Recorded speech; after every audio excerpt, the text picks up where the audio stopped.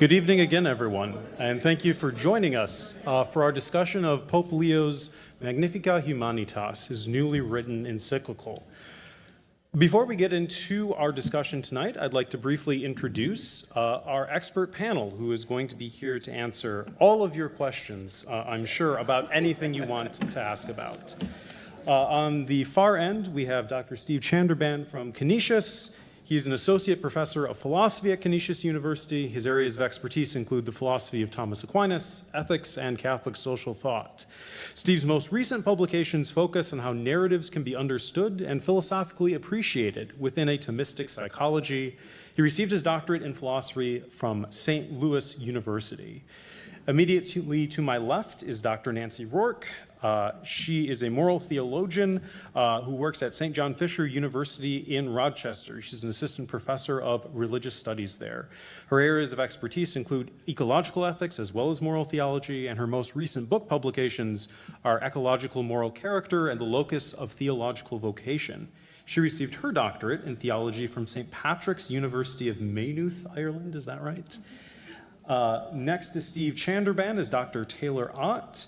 Taylor is an assistant professor of theology and Franciscan studies at St. Bonaventure University. Her areas of expertise include Catholic social ethics, conflict, dissent and disagreement, and feminist theological ethics. Taylor's most recent book publication is Conflict and Catholic Social Ethics, an interdisciplinary approach. She received her doctorate in theological and social ethics from Fordham University and did a postdoctoral research fellowship in Leuven, Belgium, where she worked on dissent and disagreement in the Catholic tradition. In the middle is Dr. Steve Petersen. Steve is a professor of philosophy at Niagara University. His areas of expertise include philosophy of AI, philosophy of mind, and philosophy of science. His publications largely focus on philosophical and technical aspects of the alignment problem for artificial superintelligences. That is, making sure advanced AI systems share human values and our ways of understanding the world. His AI alignment research has been supported by grants from Coefficient Giving, the Future of Life Institute, the Survival and Flourishing Fund, the Center for Effective Altruism's Long-Term Future Fund, and the Center for AI Safety. He received his doctorate in philosophy from the University of Michigan. Go Blue. And lastly, to my right, Dr. Bruce Pitman. Bruce is professor in the Department of Material Design and Innovation at the University at Buffalo. His areas of expertise include mathematical modeling, uncertainty quantification, and AI. His publications focus on analyzing physical and biological problems. In addition to serving in multiple administrative positions during his tenure at UB, including as Dean of the College of Arts and Sciences, Bruce chaired UB's study of AI in the university curriculum in 2023 and 2024. He received his doctorate in mathematics from Duke University. So please join me in welcoming our panel tonight.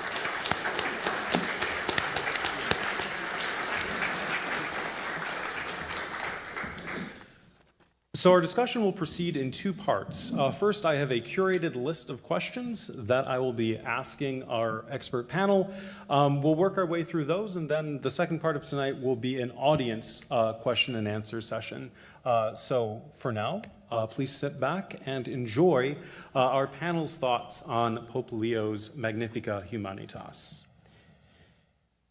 As I mentioned, Magnifica Humanitas, which simply translates as Magnificent Humanity, is the first encyclical of Leo XIV's papacy. This encyclical, which is an authoritative teaching letter issued by a pope, was signed on the 135th anniversary of the publication of Rerum Novarum, the first of the social encyclicals. These social encyclicals are modern and contemporary papal letters that articulate concrete norms for the flourishing of persons in the transformed post-industrial world. Pope Leo has consciously and intentionally connected Magnifica Humanitas, as well as his papacy and his work in his papacy at large, to this tradition of social teaching that began with Rerum Novarum. So tonight we will be starting off by looking back at that first social encyclical and at how Leo draws upon it. So to begin with, my first question goes to Nancy. At the very beginning of his encyclical, Pope Leo invokes two different biblical images as frameworks to guide his considerations within the letter. What are the two images that he mentions, and how do they inform the remainder of his encyclical? on? Looks like I'm good. Okay. Thank you. Thanks, everyone, for being here and for your interest in this really interesting document. So he starts off with two biblical stories, and one of them is pretty well known, I think, and the other one is not as well known. He talks about the Tower of Babel, and I think really that's one that, yeah, people have heard of this. So he describes the Tower of Babel as being basically a very hubristic, proud construction development project. And the biblical narrative set this pretty soon after that whole fiasco with the ark. You remember the ark and the rain and all that? Got through that, start rebuilding, humanity, and off they go and into this project. So Pope Leo's encyclical describes the Tower of Babel as being an effort to guarantee, on the basis of human brilliance and pride and togetherness in a certain sense, to guarantee humanity's stability and security and self-sufficiency. It's all about efficiency, and in his reading of the story, it's all about a homogenization of humanity so that everybody is on the same page, everybody thinks the same way, and we can build this tower and not have to ever worry again, which sounds good, I have to admit. This is probably one of those sins that I would dive right into at that time, or any time, really. Okay, so there's that. And he's going to hold that up as an example of what not to do, of a way that it would not be correct to approach something new like AI. On the other hand, there is another construction project, and this is set during the period, or near the end of the period of the Babylonian exile. So towards the end of exile, as the people are returning to their city, the city of Jerusalem, they're finding the city, by nature of the conquest, it's in ruins. The walls smashed down, everything has been burnt to the ground, and there's a need to rebuild, including to rebuild the wall of the city to define the city. So Pope Leo thinks about that, and there's actually 2 chapters worth of telling about this in the book of Nehemiah, 4 chapters worth of this story in the book of Nehemiah. He describes the process that they went through to rebuild this wall. There was a king who had heard that this destructive thing had happened and heard that the wall had fallen and the city was in ruin, and he was concerned. So he went and asked permission for the people to return to Jerusalem, and he asked for consultation, and he assigned different, segments of the wall to different families so that they could collaborate and make their own decisions on how to proceed. And he went slowly, and he built relationships, and then they rebuilt on the basis of those relationships. So it involves prayer, relationship forming, and a sense of shared responsibility, getting everyone on board and getting everybody interested in taking part in this rebuilding. That, Leo is recommending, is the kind of way that we would approach something new like this that we are building together, thoughtfully, prayerfully, and not trying to do it through structures of dominance or overriding the views of many. So he's using that to help us start thinking about how we're going to think about it. So we have this biblical imagery from Pope Leo at the very beginning of the encyclical, and then he immediately moves into recalling a historical example of this kind of working together for the common good, or at least an urging for this. So my next question, Steve C., what is Rerum Novarum, and why is it significant to this project that Leo is outlining at the very beginning of the encyclical?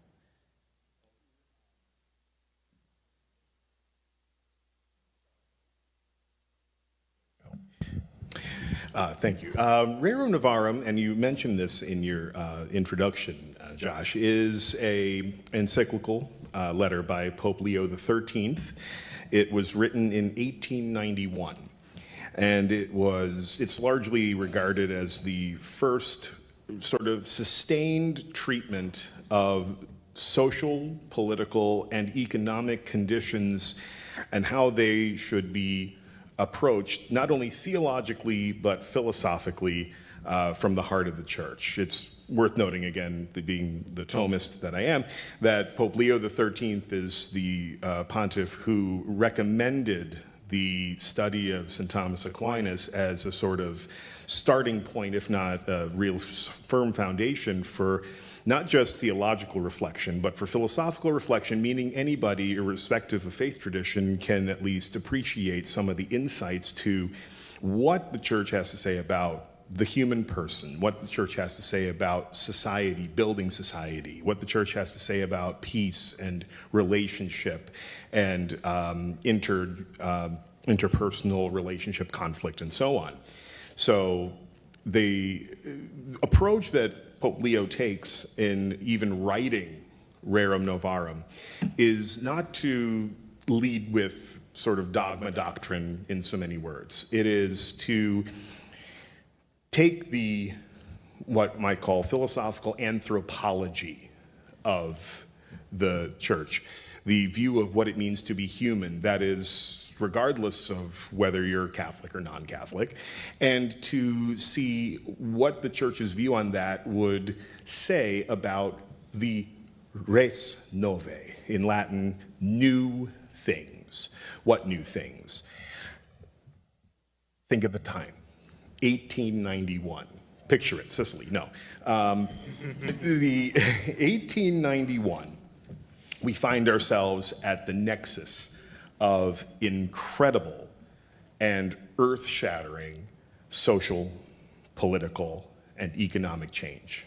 For example, political change, the American Revolution, the French Revolution, the unification of Germany, the unification of Italy, conflict in Ireland, and conflict in Spain that ultimately resulted in the restoration of the Bourbons, but eventually ultimately leading to the Spanish Civil War some years later. You have a radically reshaped political landscape in the traditionally Catholic world and largely Western world. It's largely Western focused, as it turns out. It's radically different. The sort of destabilization of traditional monarchy and the move toward more liberalizing democracy in fits and starts. Socioeconomically, we are in the end phases at that time of another revolution, the Industrial Revolution.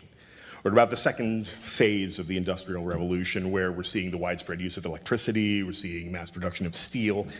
So all of the sort of Victorian, Dickensian, sort of dystopian versions of what labor was like, you know, in the back alleys and coal-smoked and choked corners of London, it's getting worse. And that is the way that things are.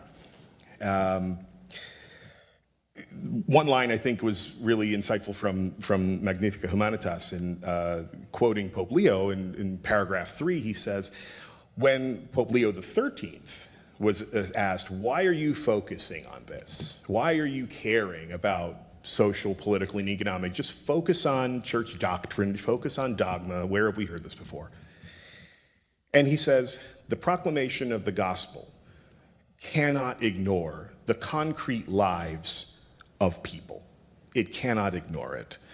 And the situation of the world in 1891 was such that it was so radically changed and different, and I didn't even mention Marxism, which was something that was bubbling up, and for good reason, with concern about the state of labor, workers' rights, labor unions. You have, in 1891, a radically changing world to which either the god of mammon or the god of collectivist power is being held up as the ideal, and neither of those is the God that we worship. So Leo says we need to step in here. Why is Leo's the 14th project aligned with that? A couple of quick reasons. Number one, Catholic social thought in the official documents has always taken Rerum Novarum as its reference point. You see that in the titles of some of its major encyclicals. Quadragesimo Anno, 1931. What's that? 40 years after Rerum Novarum. Quadragesimo, 40. Septuagesima Adveniens, 70 years after, 1961. Centesimus Annus, 100 years after. Pope John Paul II wrote that at that time, and they always release it on May 15th. There's a reason why. This way of proceeding, this what Leo calls shared discernment that occurs, is sort of it's a program now. It's a program. So Leo sees himself as within that program. Now, 135 is not necessarily a number of perfection or the number of virtues, the number of angels or hierarchies of whatever.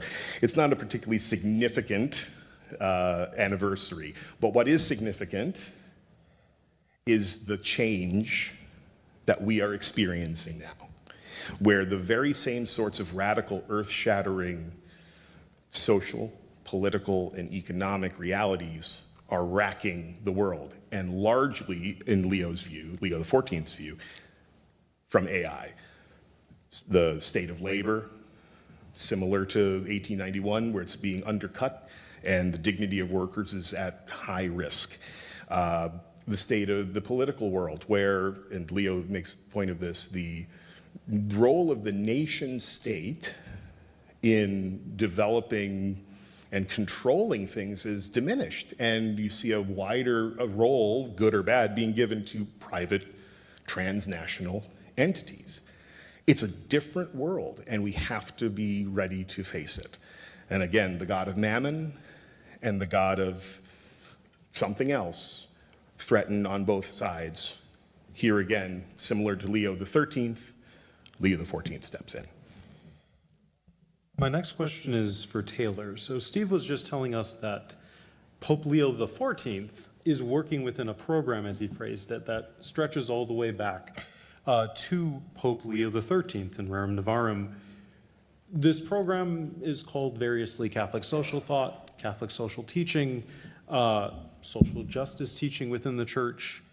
Help us understand what it is. What is this broader tradition of social teaching that begins with Rerum Novarum, and what are some fundamental pieces of this program, of this tradition? Yeah, thank you for that question. So Catholic social teaching, at least modern Catholic social teaching, starts with Rerum Novarum and continues over the course of our history into the present.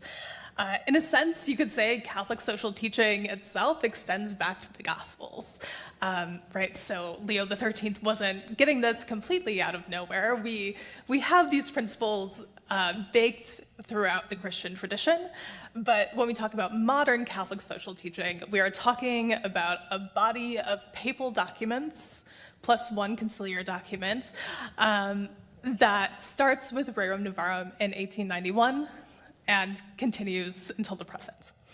This includes at this point, depending on who you talk to, about 17 documents. There's some disagreements on some of the fringes of that list on what should or should not be included, but we're talking about roughly 17, 18 documents. These documents, like Rerum Novarum, was responding to political upheaval, industrialization, huge changes in the condition of labor and workers. Each of these documents responds to something that is going on in their own time. As Steve mentioned, some of them are written on anniversaries of Rerum Novarum, but some of them are talking about things that are really not connected so much to labor or industrialization. So, for instance, in the midst of the Cold War, we get a document on peace and peace building. When we start talking as a world about global development and what that means, we get a document, Populorum Progressium, on what it means to develop in a very integrated and human way. About 10 years ago, 11 years ago, in the midst of a climate crisis, we get an encyclical on the environment, Laudato Si from Francis. So this is sort of the tradition of Catholic social teaching, is documents that are pointing toward social concerns in the midst of a changing world, whatever that means in the time that they're written. Throughout these documents, there are also several principles that are sort of continuous themes. This list also changes a bit depending on who you talk to. But we have things like solidarity and subsidiarity. We have the inalienable dignity of the human person and the importance of human rights. We have the preferential option for the poor. The environment comes out in several documents, not just Laudato Si. The family is often a theme, as well as the common good and peace. These all work together, so none of them is supposed to be taken solely on its own in a vacuum, but they all sort of help illuminate each other. And these principles working together create some consistency throughout the documents in how the popes variously talk about these changing social issues of their time. As a follow-up, Taylor, I'd like to ask particularly about the common good. It's something that Leo returns to extensively in Magnifica Humanitas. So in terms of functioning as a principle of social thought, what is the common good? How should we understand it as working as part of this collective system of different values, different principles? Yeah, so sometimes when we hear the common good used, it's in a very utilitarian way, and it's important to note that that is not how it's being used in Catholic social teaching. So it is not like the most good for the most people. It is the idea that achieving some level of flourishing is possible for every person, and that our flourishing, my own flourishing, is caught up with everyone else's flourishing in the world. So it's kind of an all of us together or none of us kind of idea. So this idea that we all have to work together, we can't sacrifice anyone, we can't sacrifice the vulnerable especially, in our quest for flourishing, because that's not real flourishing then if it depends upon the sacrifice of someone else. And so the common good is held up because it is, in a way, sort of the end goal of a social issue, or at least a sort of guiding principle. When we talk about social issues, we want to end up in a place where we're able to add to the common good, promote the common good, so the flourishing and dignity of everyone. Thank you. Returning to Nancy, Pope Leo has an interesting phrase when he's talking about these principles as expressed in the wider Catholic social thought. He says that social thought is not meant to be, quote, a handbook of principles and norms to be applied, but a process of shared discernment. That's from section 27. Why is it that he says social thought should be a process, and why of discernment in particular? Yeah, this is not a to-do list. They don't really do that, and we're academics, so we love, hey, it's more complicated, though I get to say things. It's not a to-do list, but what he's trying to get at is that these are ways of thinking. And I think like at the center of it, what he's saying is no matter what the sticky thing is that we're trying to figure out, no matter what the scary, new, big, weird, oh my gosh, what's going to happen situation, there's three things that always have to be valued, and they have to be part of the way we think about it. One of them, one that Taylor just raised, the dignity of the human person, infinite worth. If we're going to follow God, and God sees each human person as being infinitely worthy, then guess what? That tells us what we should see in each person. Infinitely worthy, infinitely worthy. Number two, the common good. So we've got a good sense of what that means, all of those things that are needed in order for each person and every person to survive and flourish. All those things, air, water, love, education, participation, friends, dogs, obviously because dogs are awesome, all these things. And third, the vital community, a community that's vital and alive and active. But you can't have a vital community if it's just based on people following a checklist, do this, do this, do this. So there's something about the way you arrive at the answer that's going to impact the answer that you get to. So he wants us to figure this stuff out, but he wants us to figure it out together and in a certain way. He talks about Catholic social teaching in this document as being, quote, a legacy of wisdom. And wisdom is not a checklist. Wisdom isn't even knowledges. Wisdom is something beyond that. It's this stuff you know, and then it's this other stuff that you get, you know, wisdom. And it's not meant to be a model for solutions. he says it's, quote, a foundation for collective discernment, end quote. So it's not just that they're helping us figure out how to think about AI. It's supposed to be helping us figure out how to work together to think about AI. And I think that's what he means when he points back to rebuilding the wall, rebuilding the city through a process that gets everyone heard and asks everyone to give something of themselves. I think that's what they're after here.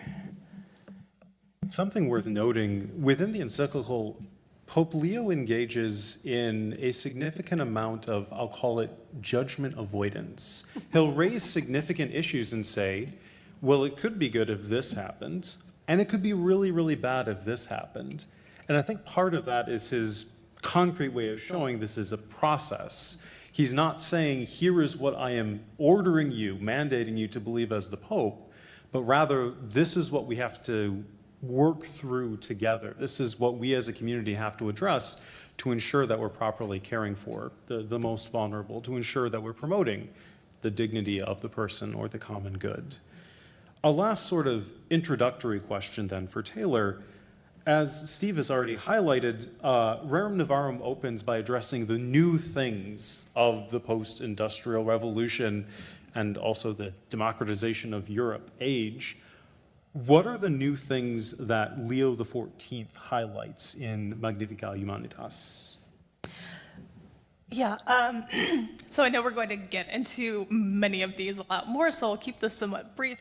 But in a sense, what isn't the Pope concerned about? Right? Like, if you think about what concerns you in the world today, that is probably raised somewhere in this encyclical. Because he goes about it in a way that is very encompassing and takes a very broad view in a lot of ways. The main thing, and what you've probably heard about this encyclical, is that it focuses on generative AI, artificial intelligence. So that is one of the main themes. And it's not just the technology itself, but sort of the assumptions that underlie it, as well as the power structures that surround it, the paradigms that we're operating in that are causing us to go in certain directions and not others.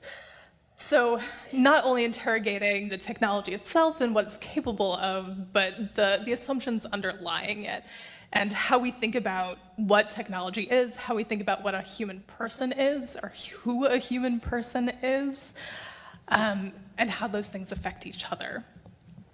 Along those lines, he's also highlighting truth and democracy.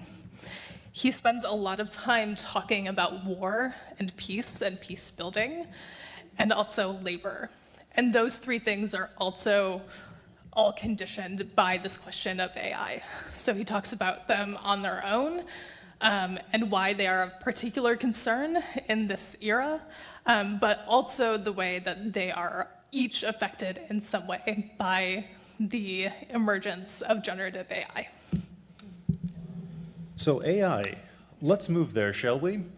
You may have noticed we haven't talked to two of our panelists yet.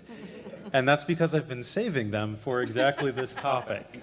So Bruce and Steve are going to be giving us some technical responses to these questions of AI that Leo raises within Magnifica Humanitas. So as has already been mentioned, as has already been highlighted for you, the issue of AI has central billing, so to speak, within this encyclical. It's something that Leo frames his entire second chapter of the encyclical on, and it's also what the entire third chapter is dedicated to addressing, both what AI is and then also what its positive and negative effects on our world might be. In section 85, Leo poses to his reader what he terms the crucial question about technological innovations, he calls them, like AI. Quote, do they help individuals to become more humane and fraternal while respecting our common home and future generations, end quote. And so that is the question then that Leo tells us should guide our explorations into AI, into both how it functions and then also how those functions might affect our lives. And so that brings me to you, Bruce. An easy question. What is artificial intelligence? Sure. How many weeks do you got? So at one level, when we talk about AI, it's just a shorthand for the current most advanced kind of research being done in a certain sector of computer science. The meaning of AI to the world sort of changed dramatically in November of 2022. So before that, AI meant something that we now refer to as machine learning. So this is a lot of image classification stuff. Your recommender systems, when you buy a garden hose on Amazon and it tells you, oh, would you like to buy this plant food also? That's a recommender system. And that was the thing sort of through the later teens and 2020, 2021. In 2022, November of 2022, ChatGPT got released. So everybody's sort of heard of that. These are different kinds of so-called generative AI. So you enter a prompt into ChatGPT or any other chatbot, and it spits out human-sounding, pretty coherent English responses that may or may not be true or have any truth in them whatsoever. There are also image generators which do the same sort of thing. You could ask something called Midjourney or several other, give me a picture of, a sunset, and it gives you a nice, beautiful picture of a sunset. And so that's where AI is now, and that's really what Leo was talking about. There's a qualitatively different sort of response now with this generative AI system that sounds very human, that has, that some people attribute human qualities to, and it's a different mindset then. Thank you. The Pope describes AI as imitative of human intelligence. He calls it, quote, a form of statistical adaptation based on data and feedback, end quote. He says it has no experiences, no interior life. So Bruce, you talked about this as being human-like.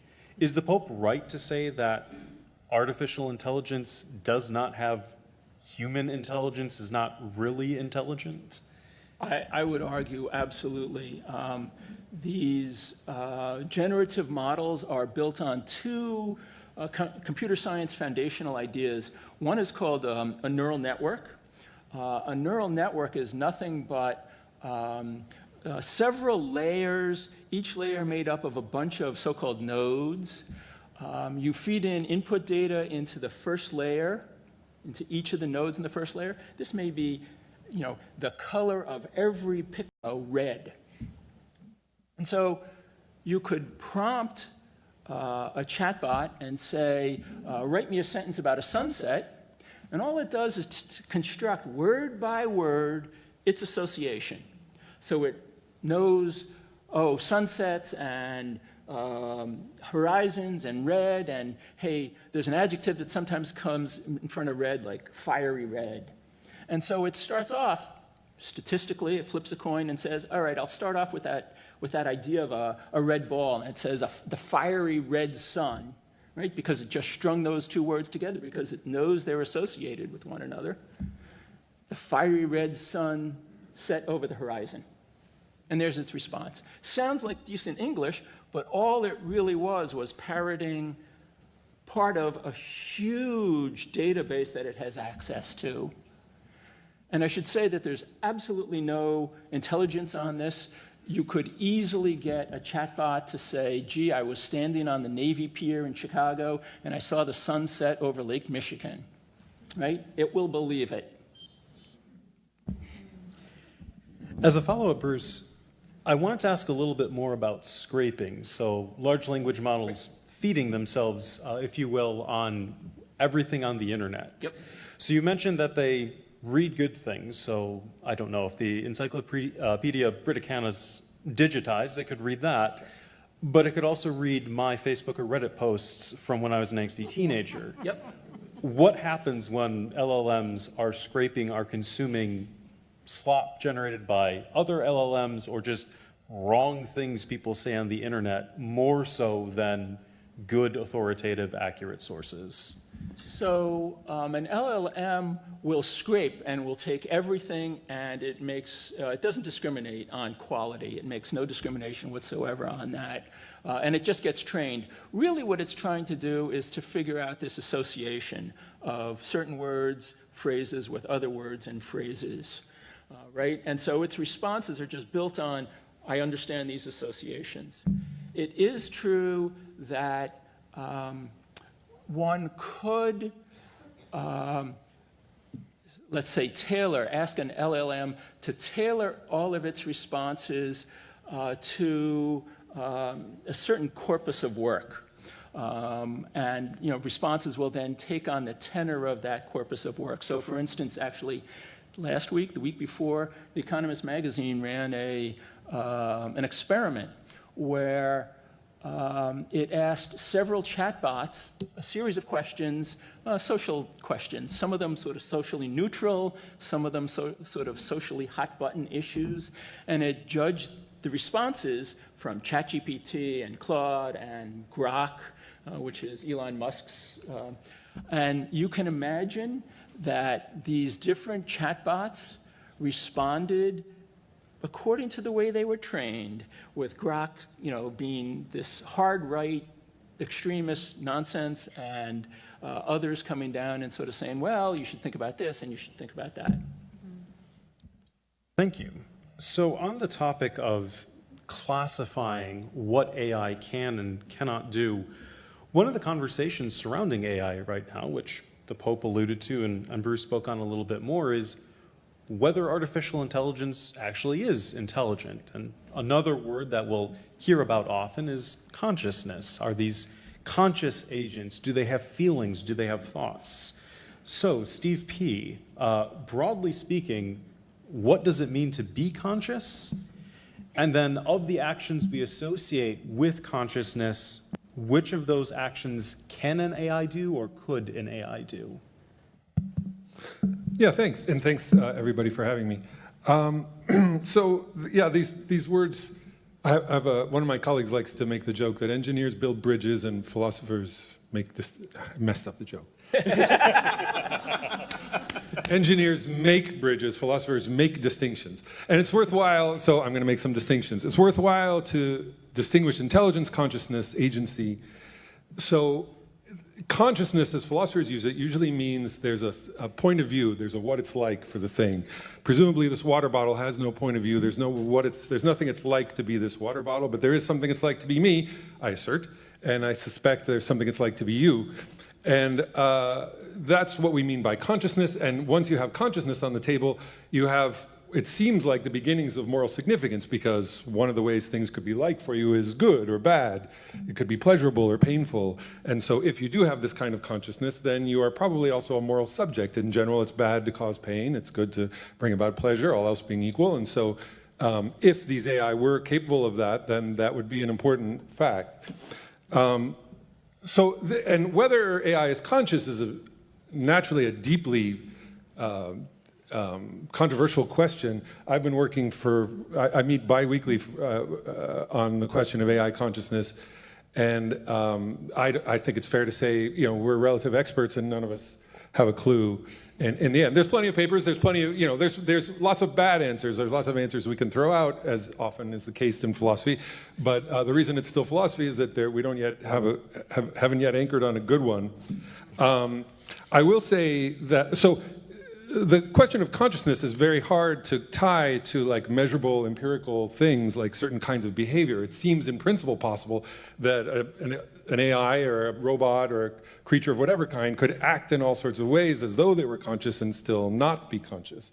And so this becomes more of a philosophical question than an empirical one that you could measure straightforwardly. I think it's a really important one. I think it's one that we need to work on, and I'm really grateful to the Pope for calling for more work and reflection, both in sciences and in ethics on these questions, because I think they're very serious ones. I will say I think the Pope, from what I understand, is bucking a bit of there's a bit of a consensus among philosophers that a lot of the important aspects of having consciousness, having a mind, are something like information processing. Roughly speaking, functional, like can it do these kinds of things? Bruce was talking about how classifiers and generative models are nothing but layers of artificial neurons, but to a materialist philosopher, for example, we are nothing but layers of literal neurons. And those neurons, and even to many materialist but Catholic or otherwise religious philosophers, the way we manage to think is using brains and using matter in a very complicated way that the artificial case is slowly overtaking. So I don't think it should be dismissed, the possibility of conscious AI. And I'll say, like, one of my friends who works on this material, Brian Cutter, I'm not Catholic myself as it happens, but Brian is Catholic, and he wrote a paper about the ensoulment hypothesis that, look, it seems quite possible that once we made the right kind of place for consciousness, intelligence, moral value to reside, that God might see fit to then ensoul such a being. So I don't think those questions should be dismissed. I think we should think seriously about the possibility of having conscious AI in the future. And I think that's one place where the Pope's wise epistemic humility, the idea that, like, well, no one really knows, we shouldn't judge, we got to work through this together. We shouldn't prejudge, I think, whether AI can be conscious. The separate questions are on, sorry, I love talking about this, but I don't want to go on too long, but I do want to emphasize there's another side to this, which is the questions of like intelligence and agency. Those we have a better grip on because those are about behavior. Those are about what something can do. Intelligence, in my corner of the world anyway, normally refers to like an ability. The more intelligent you are, roughly, the wider array of obstacles you can overcome in achieving your goal. And that's a roughly behavioristic criterion, right? Can it do this versus that? A mouse can do all sorts of things to reach the cheese. We can do even more inventive things and so on, right? So this is a kind of degree of intelligence. And you can similarly relate like being agentic. It seems there's a sense where we want to say, well, AI isn't truly an agent. It's not truly autonomous. But there's at least this behavioristic sense that is how it behaves, where it's autonomous. There's degrees of autonomy as well. A Roomba is relatively autonomous. It'll go well, there's mowing ones too now, but it'll vacuum your carpet and then return to get charged and then go vacuum again. It's relatively autonomous. Those Waymo automatic autonomous vehicles, those are relatively autonomous. There's, in terms of behavior, there's a degree of autonomy. And I'm quite concerned about the level of autonomy, whether you want to say there's consciousness, mind, value coming along with it. There's a real risk that I feel is understated both in the Pope's encyclical and in society in general, which is that we're bringing real agency into the world that could be really threatening and dangerous. And that's, as you know, one of my main interests. Thank you. So, continuing then on this topic of how exactly we can speak about AI with respect to its being intelligent or to having agency, Steve P. raised this idea of a materialist who views a human person as doing the kinds of things that a human person does, and so having agency or having intelligence, and then would similarly look at something like a neural network and say, well, if it does the right kinds of things, it has to be the kind of thing that does those, and so it has a kind of personhood too. Obviously, within parts of the Catholic tradition, you have a very different metaphysical or ontological perspective. Humans have rational souls, or they have a transcendent spirit, or they're made in God's image and likeness.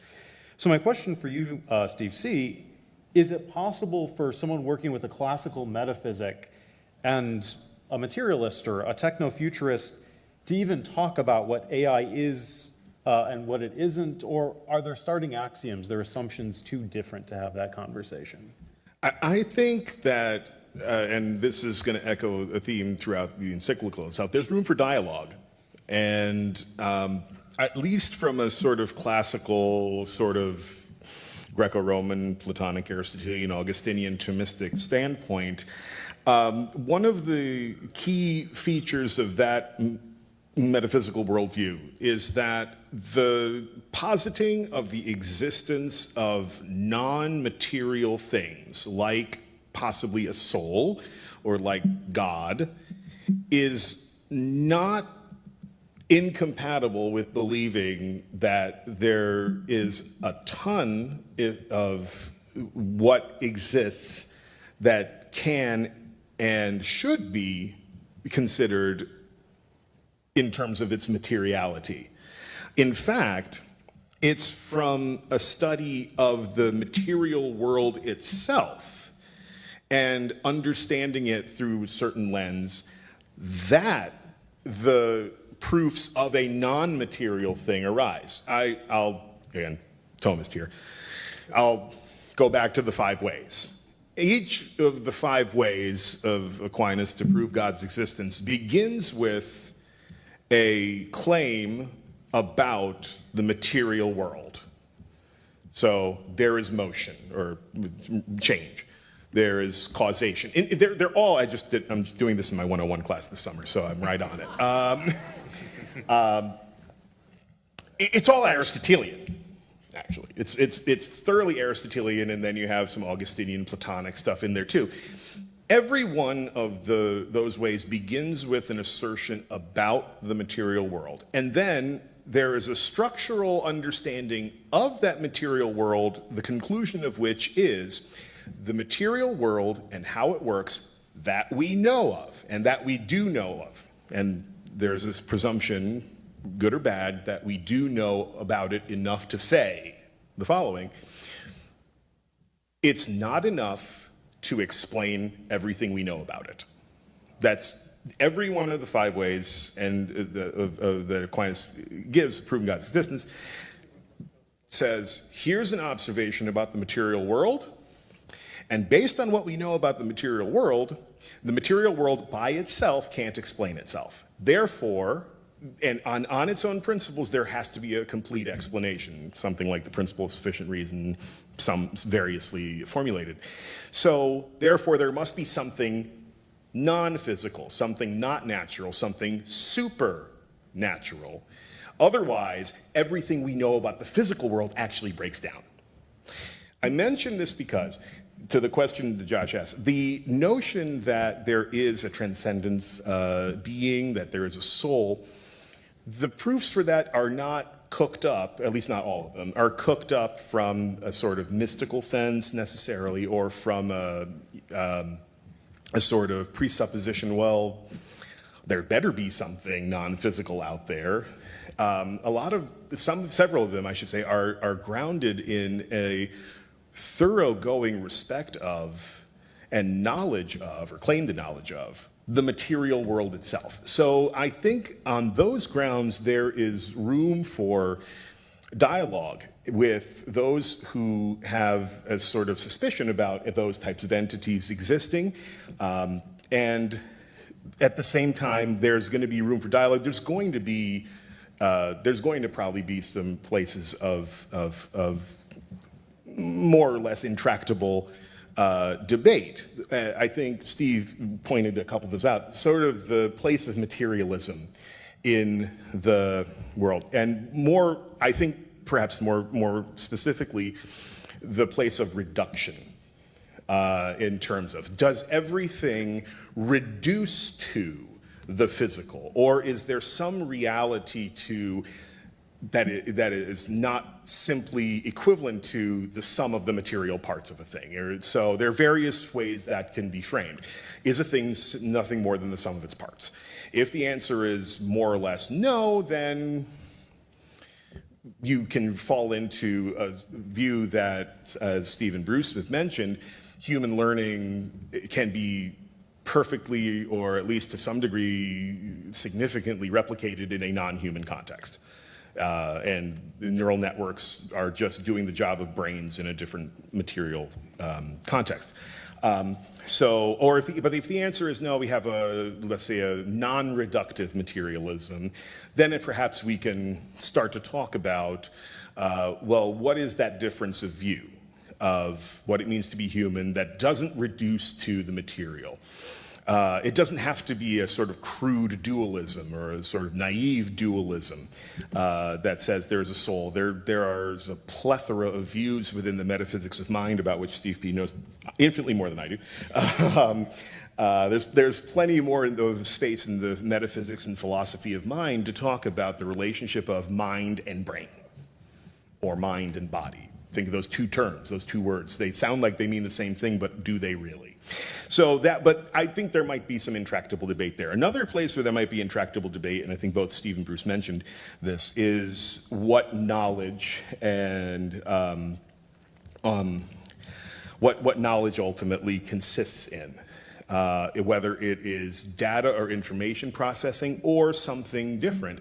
In the classical metaphysic, I'll go back to a little bit of Plato, knowledge ultimately consists in envisaging the forms. That's the Plato's forms, the ideals of the ideal cat, the ideal dog, the ideal human, the ideal form of justice. That's what you see when you get out of Plato's cave. And if that is what knowledge consists in, the question we could ask is, can AI envisage forms? As Augustine talks about forms, the ideal of this, the ideal of that, the forms in St. Augustine become the ideas in the mind of God. The forms in St. Thomas Aquinas become the final causes of all things. If knowledge does not reduce to or is not equivalent to mere information processing, then there's a difference between what AI does and what humans do. And finally, I think the question of consciousness is incredibly important, especially as it relates to agency and autonomy in particular.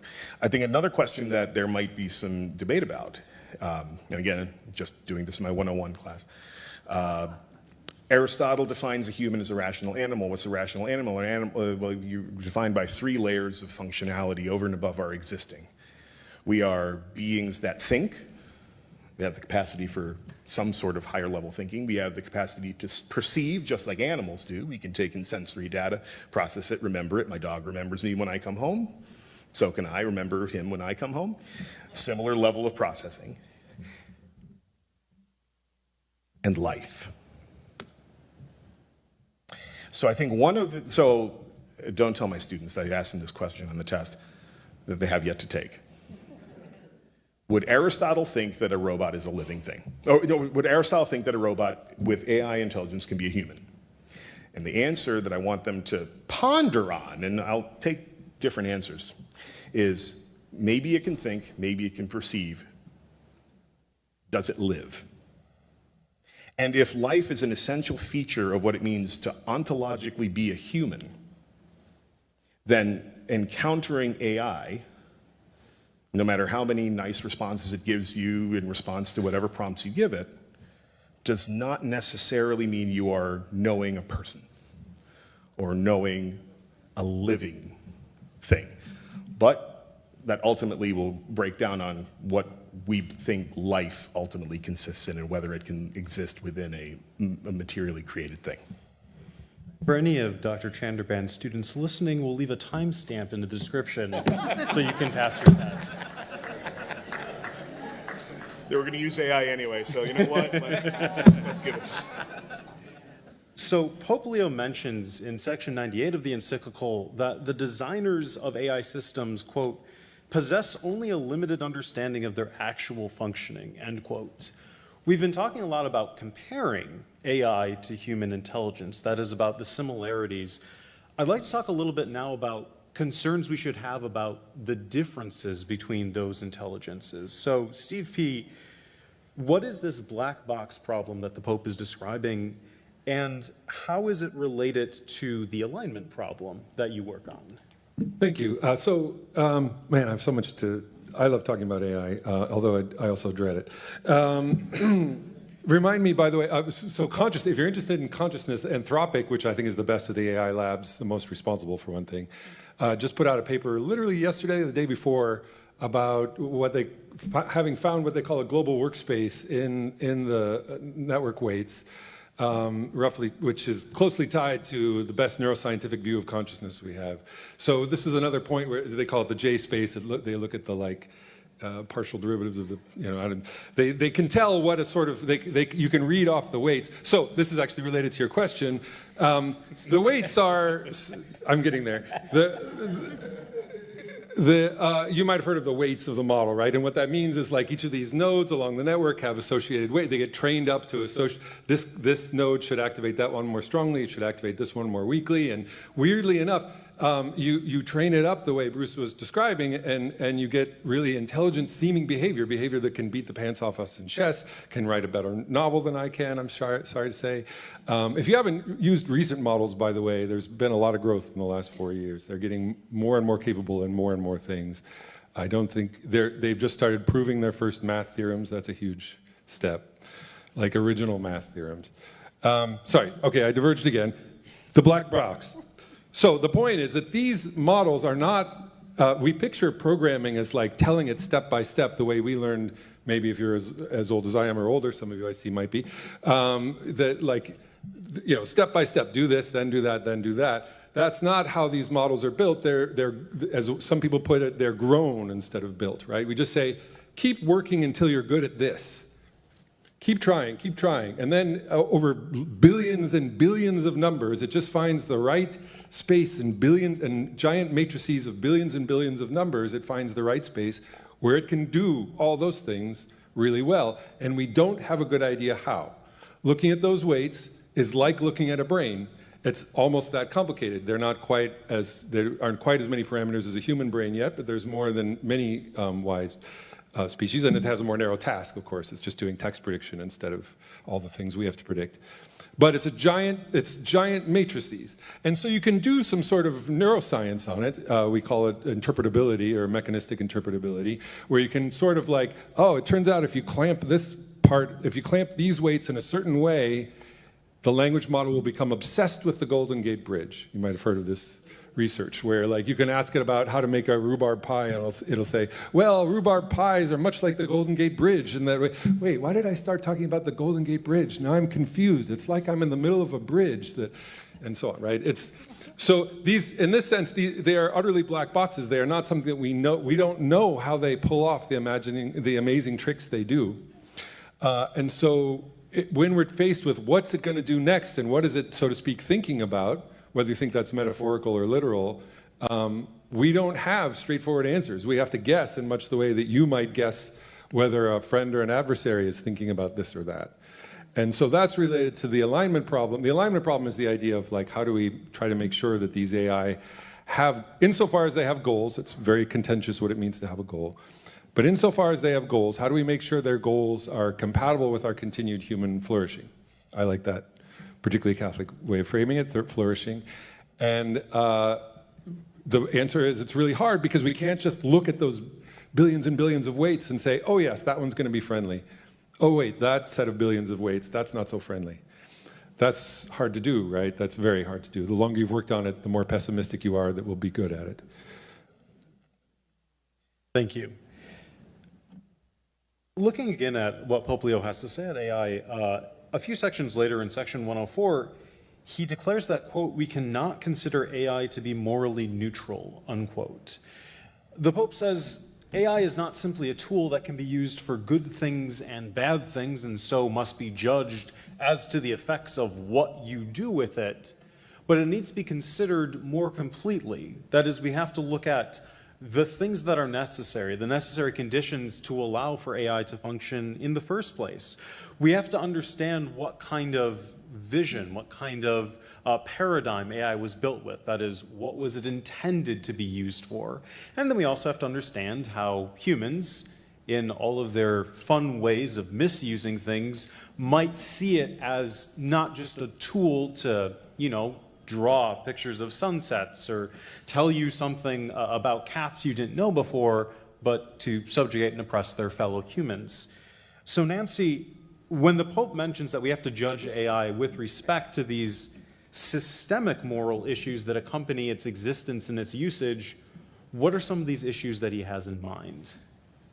Okay, so it's time to worry, if you weren't already there. Yeah, it's worry o'clock. All right. He goes through a lot of things. I want to talk about some of the specific things and then maybe talk about the broader things. The specific things.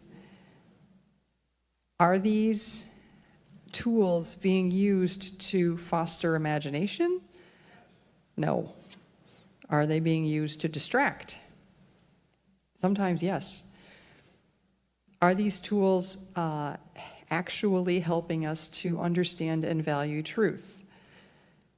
No, not necessarily. Is truth a factor, or is just probability? Are these tools being used in such a way where actual exploitation of persons is taking place? So right back to rerum novarum again, right? There is a way in which the extraction mentality to which we have grown accustomed is now being used to people. You write emails to your friends and neighbors.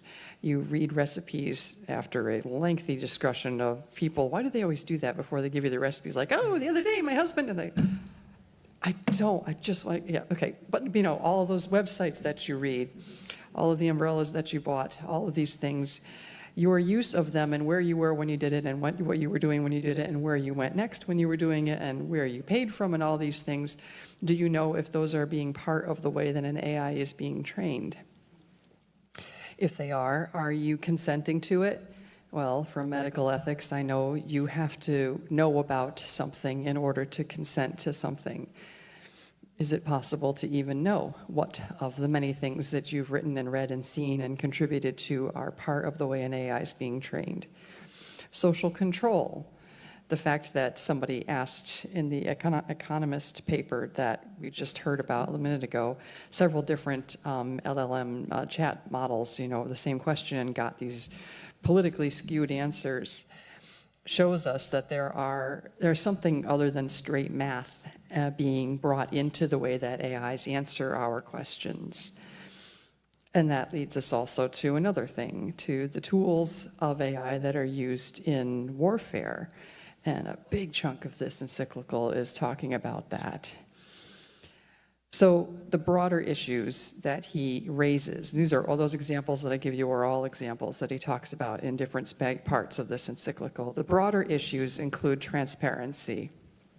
What's involved in helping an AI to learn? What is it that they are, what is it like drinking up, or what is it that they are looking at or learning from when they're learning, when they're figuring out what the right answers to this or that are? Are those things that came from you? Do you know that? Is it possible to know that? For what is an AI being used? And honestly, for me, the big thing that hit me is the definition of efficiency. So we have not been very good at understanding what does efficiency actually mean. What is efficiency? When we think about efficiency, it's not a value-neutral thing. We might think of our farming system, for example, in the US as being very efficient. We can produce so much in terms of masses of food.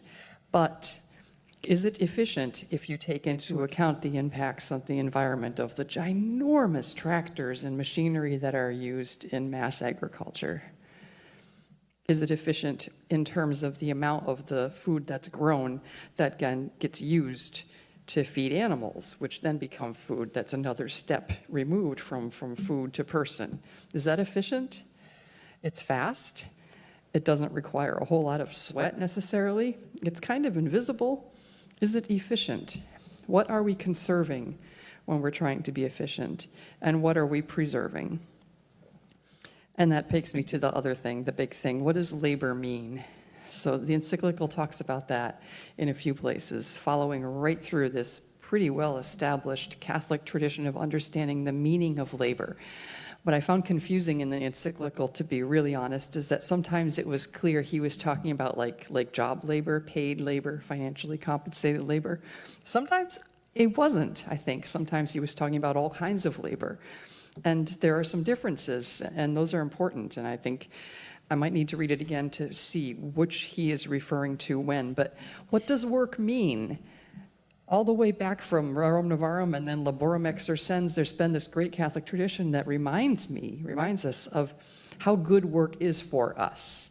And by work, I don't just mean the thing that you did from 9 to 5 to try to get a paycheck. I mean when you get your lawn back in shape in March if you're an optimist, or in late April if you're more realistic in this part of the world, after, you know, recovering from summer and getting maybe your deck cleaned up. I just refinished my deck. The labor involved in all the scraping and the sanding and the chemicals and the staining and all of that brought me a new relationship to my deck.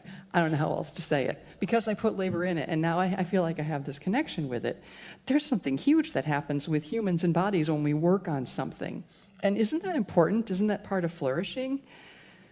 So when we think about how and when and in what ways to use AI, is that a part of the equation? And if not, then we're missing that wisdom tradition, that real deliberation that we need to be making. It will have an impact on us.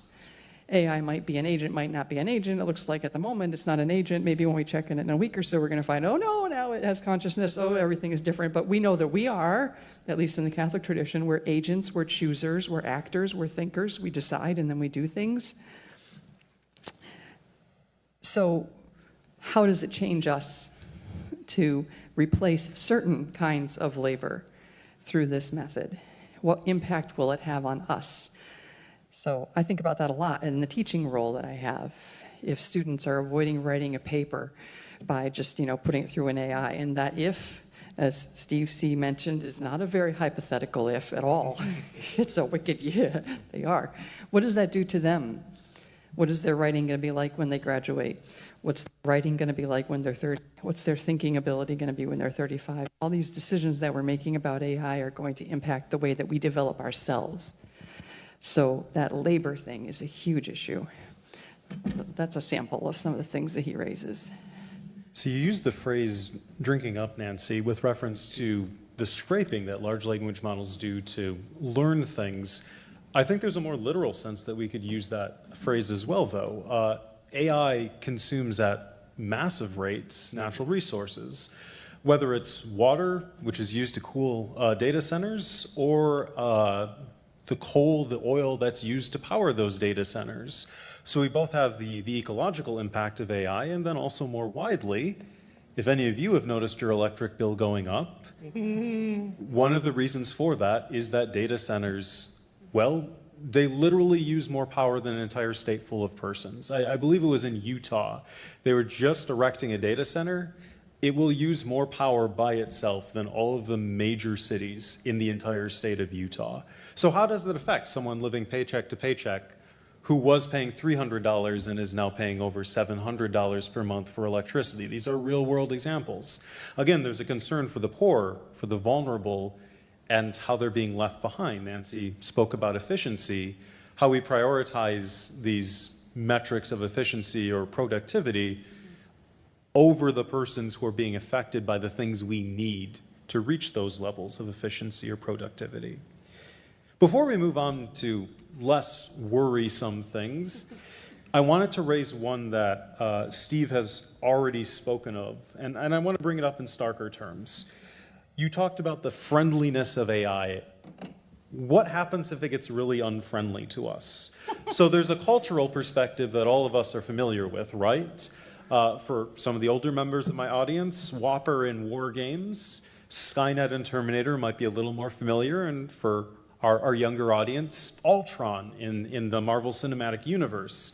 We have these super intelligences that decide humanity is the problem and then kill all of us. Steve P., how realistic are concerns that AI might pose an existential threat to humanity? Thanks. Yeah, so there's kind of the cultural lens that Josh talks about that, yes, it's certainly in the literature, but I mean in the world, but it's kind of too bad because that's not what the threat looks like, but I do think the threat is real.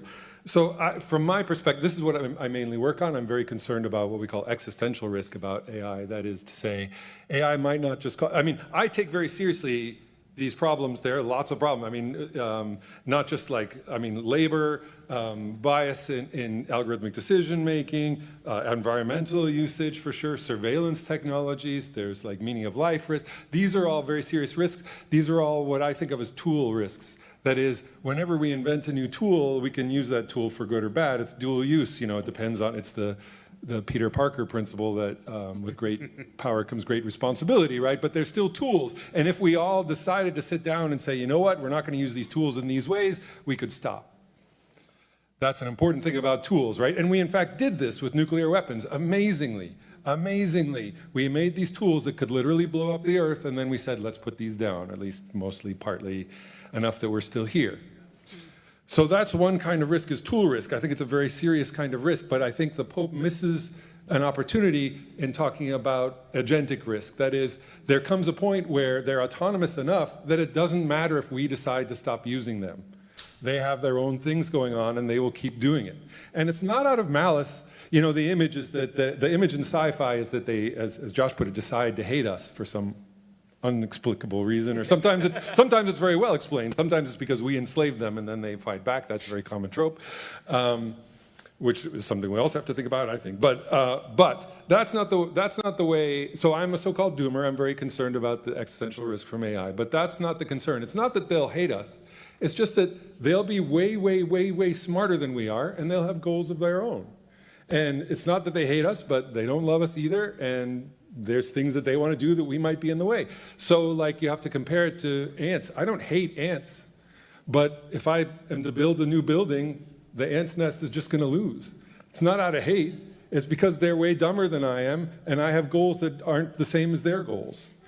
And the concern is that AI could become genuinely agentic, have its own goals, seek to do things, and those goals will not be in line with our future flourishing, and it seems quite possible that they'll be way smarter than we are. It's already well on the way to being way smarter than we are. If you combine that with the right kind of goal seeking, that means not like there'll be a dramatic war like sci-fi and then we win heroically. That means we just plain lose. Dumb things don't beat way, way, way, way, way smarter things. They just don't. We're in the process of inventing a species that's way smarter than we are. That is a dangerous thing to do. That's like chimps inventing humans. Once humans came on the planet, chimps don't have a say anymore. And they're lucky they're still around, frankly.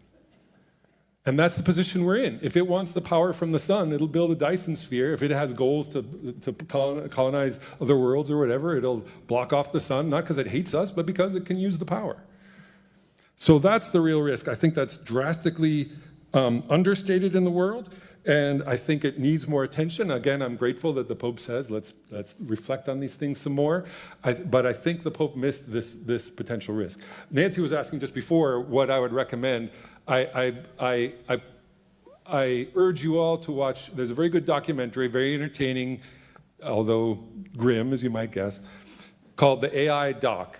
It's streaming. The subtitle is How I Learned to Be an Apocalyptimist. And it's about this worry about AI. It's very good. It hits the right notes of like, look, we're facing a moment a little bit like the Cold War days with nuclear weapons, where we have to either all lay down and say we're not going to keep rushing towards this cliff, or we're going to go off the cliff.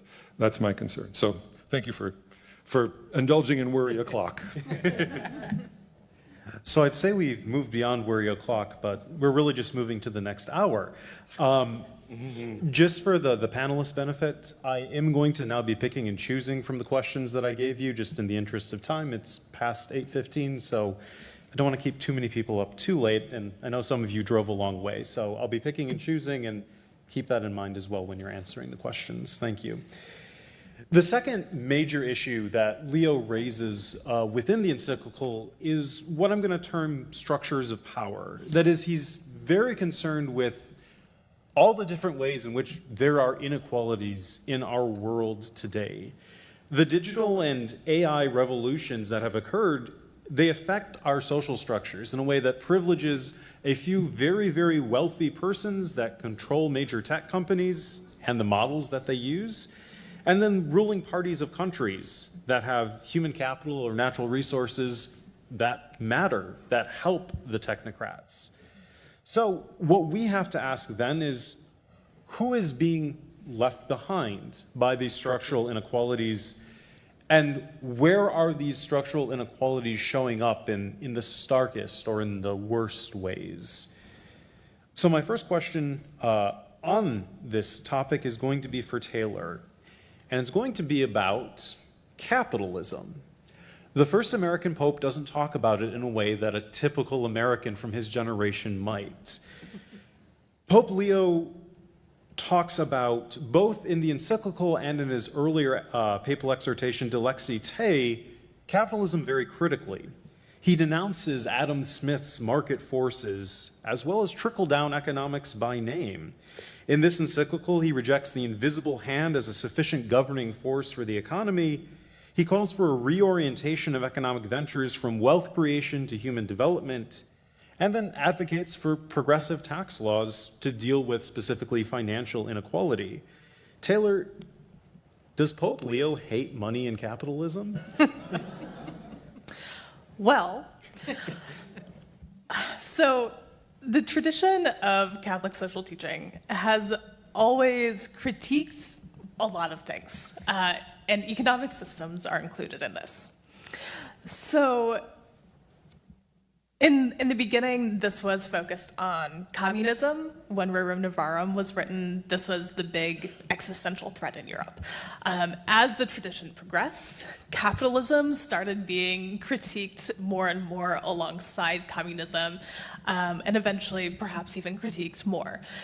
And the reason for this is that Catholic social teaching, CST, is concerned about what leads to human flourishing, what protects the most vulnerable members of our society, what does or does not benefit the poor.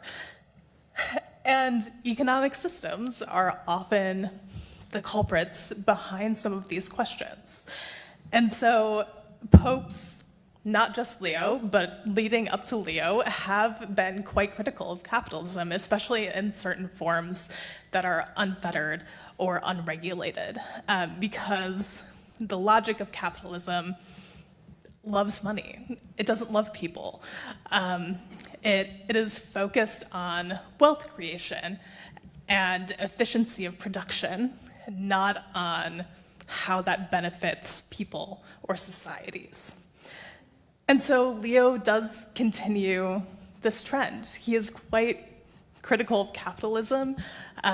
He calls for what we in the US would think of as a very progressive tax policy. In other parts of the world, they would just call it common sense. Right? He says that wealth should be used to help people. And this is a very basic tenet of Catholic social teaching. So in one sense, he's not anti-capitalism because CST never lays its hand down with any particular economic system. It's trying to talk to the whole world. And so it's going to stay universal, it's going to stay general enough that different groups of people can then take it and apply it to their own situations.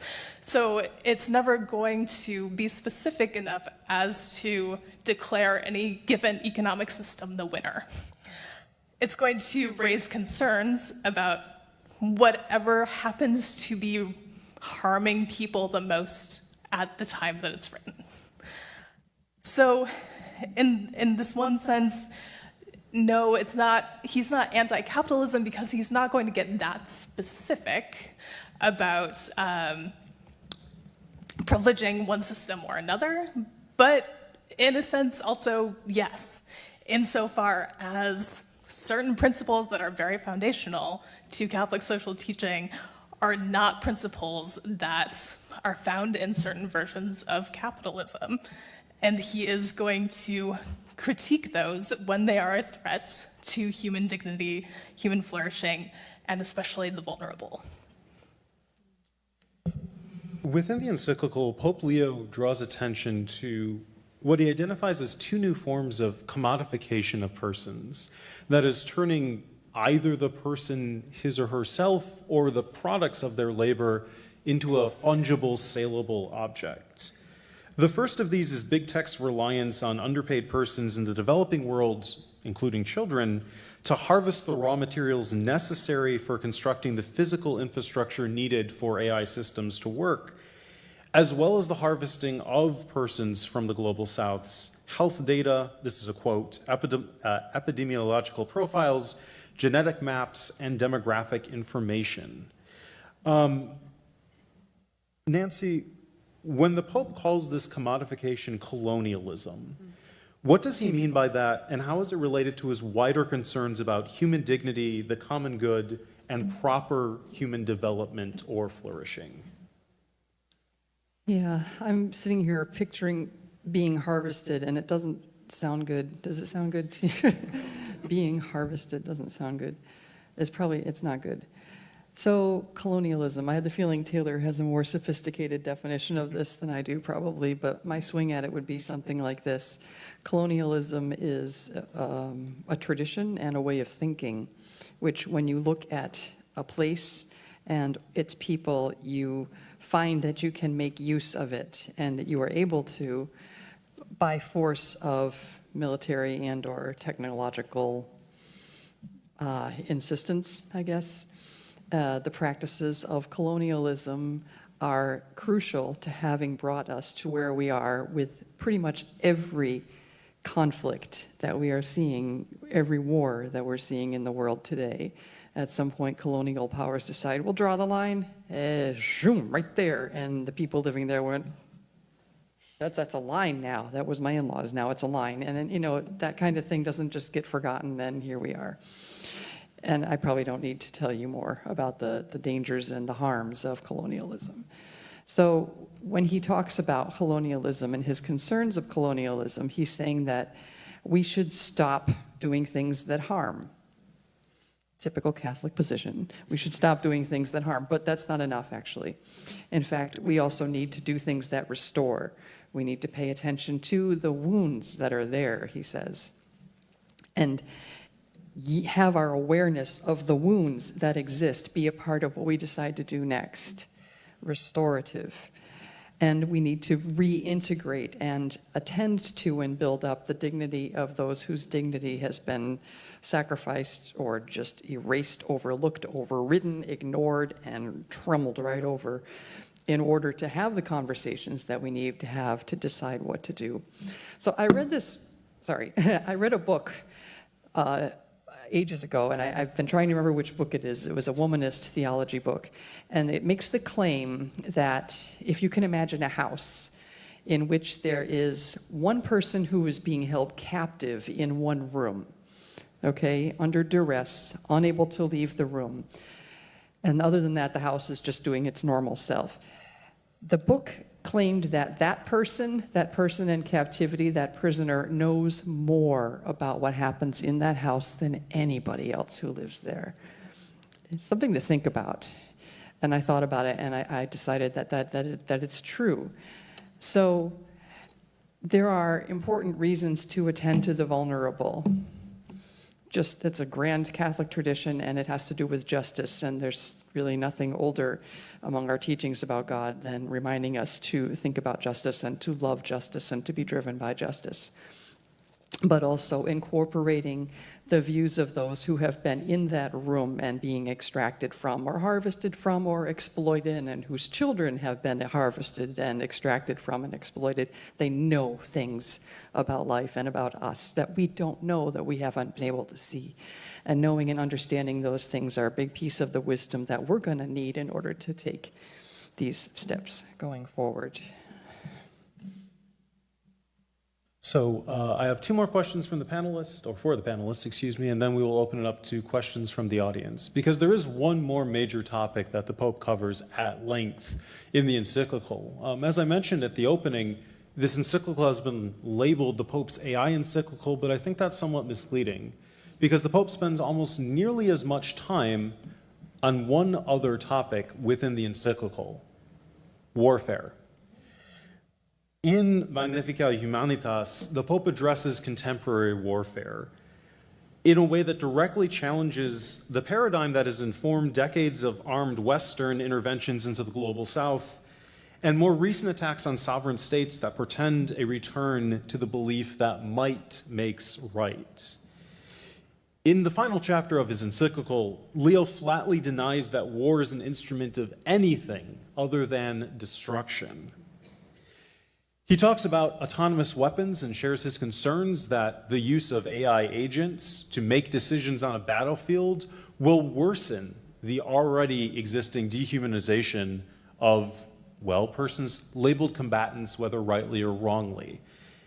He also speaks about how we have had infiltrating into our collective consciousness a real politique, a belief that war is inevitable and we can only be the person that punches hardest if we are going to survive. I would love to talk about these critiques, but there's one thing the Pope says about war that I believe is even more important, not just to our understanding of what makes war ethical or not, but also to an understanding of what the Church has to say about warfare. In section 192 of the encyclical, Pope Leo writes, quote, "Today more than ever, without prejudice to the right to self-defense in the strictest sense, it is important to reaffirm that the just war theory, which has all too often been used to justify any kind of war, is now outdated." The Pope has directly called what has been almost a 1,500-year tradition in the Church obsolete for our contemporary age.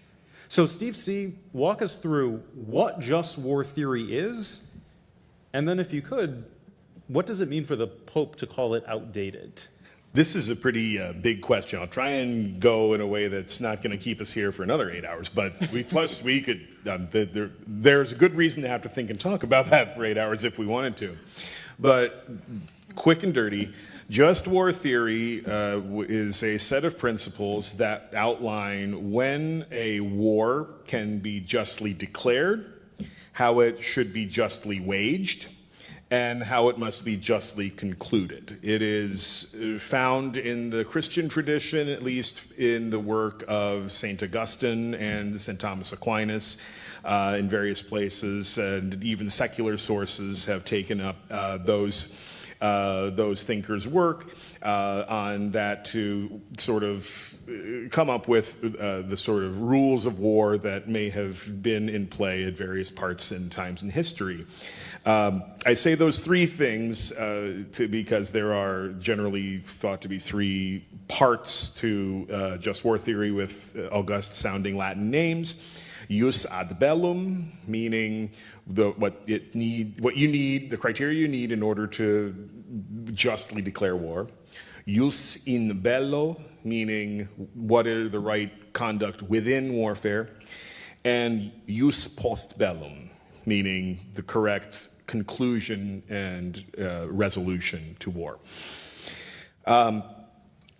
I'll focus on the first because I think what Pope Leo is ultimately saying is it never gets off the ground.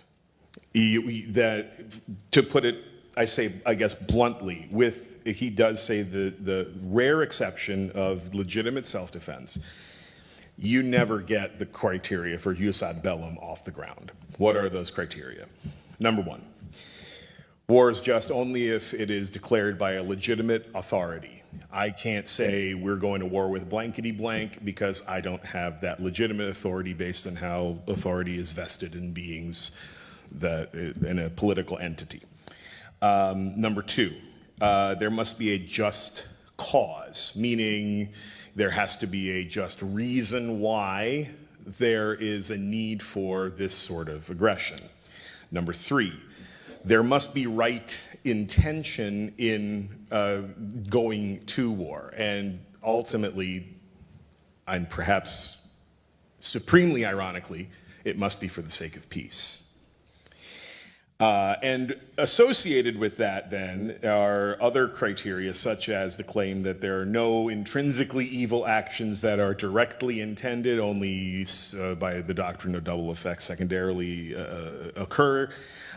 Peace is the thing that's directly intended, and that ultimately the good achieved must be greater than or somehow exceed the evil of war that would be brought about, such that war is just if and only if it is a last resort.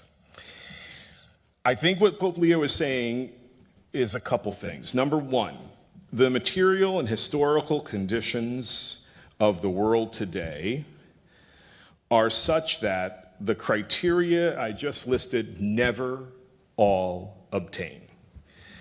One of the lines he has in actually just after what you said, with the quote from section 192, is that humanity possesses, this is a quote from the encyclical, humanity possesses far more effective and capable tools for promoting human life and resolving conflicts, such as dialogue, diplomacy, and forgiveness. I see in it some parallel to the way in which Pope Francis came under hailstorm and fire for saying that the death penalty is no longer permissible within the Catholic moral tradition, even though for years it was said to be an ultimate last resort for the safeguarding of a community.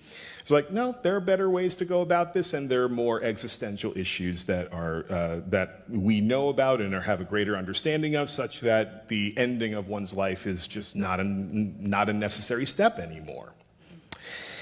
So one of the issues is that your material conditions are such that the last resort condition never obtains. So the theory stands, but it's never applicable.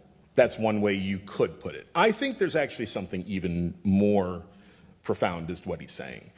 I think what he's ultimately saying is there's a semantic, I use that word lightly, it's the word I came up with just driving in here, the sort of semantic problem. I thought of this because he said the line, quote, which has, and this is again from what you quoted, Josh, just war theory, which has all too often been used to justify any kind of war. Throughout the whole encyclical, Pope Leo is insistent, and I, in my own thinking, have been critical of it, but I didn't, appreciate it in my own just reflection on it. But having read the encyclical again, I'm like, no, he really is going all in on dialogue. The notion of dialogue is said. He says that is the way forward. That is the only way forward that is acceptable. If I knew that there is a set of circumstances where I wouldn't have to dialogue with someone I didn't want to, how seriously would I engage in dialogue?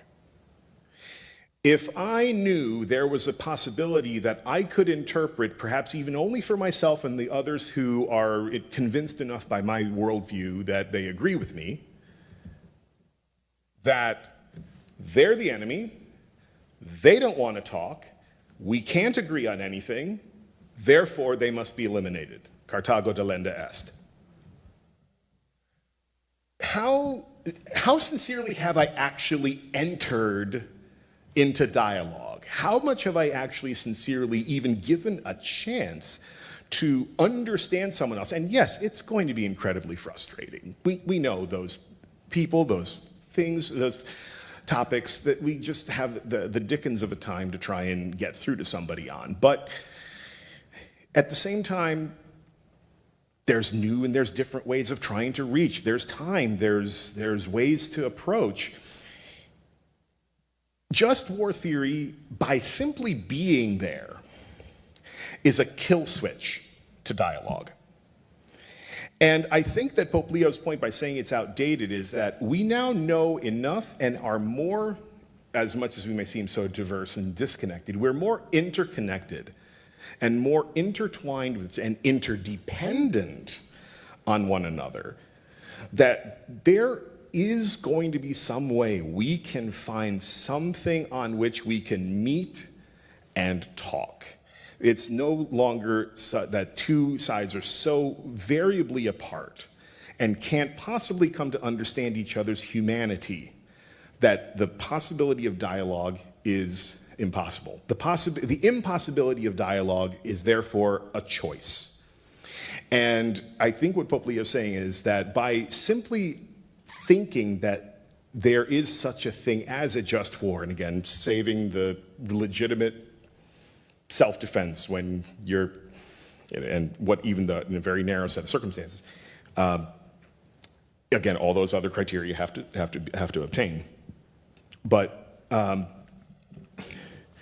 the fact that dialogue is possible and is so broadly available means that even envisaging the possibility of there being a kill switch to dialogue is incompatible with that worldview. So just war theory is not something we should even talk about.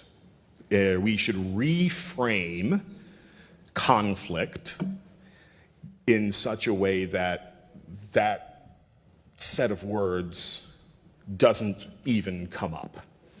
How to do that, I guess, through dialogue. But that's, I think, the more profound critique of just war theory, where he can say not just the world's changed, therefore we shouldn't talk about this anymore. That's part of it, but again, semantic, the very notion that there is a way that dialogue could legitimately find well, I guess I couldn't talk to him, therefore we can't think that way. We can't even conceive of conflict in that manner, I think is the point being made.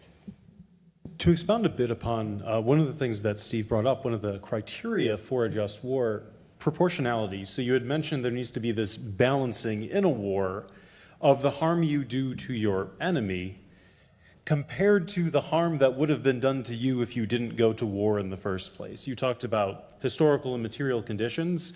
War has changed massively since the Goths were knocking on Rome's doorstep in Augustine's day, or even since, the invention of longbowmen who could shoot arrows really fast a little bit before Thomas. We can think of the First World War, the deployment for the first time of armored vehicles, of airplanes, and of chemical warfare. We had chemical warfare in the past, diseased sheep carcasses going over the castle walls, but chlorine and mustard gas were very different. We can think of the Second World War, the firebombing that we did of Dresden, of Tokyo, the dropping of the atomic bombs. We can think of Vietnam, napalm, as well as various nefarious CIA actions across the world.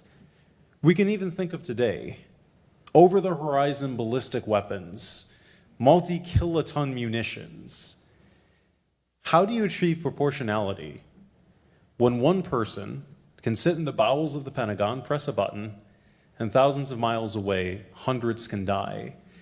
Maybe the wrong hundreds, if you press the wrong button or had bad intelligence.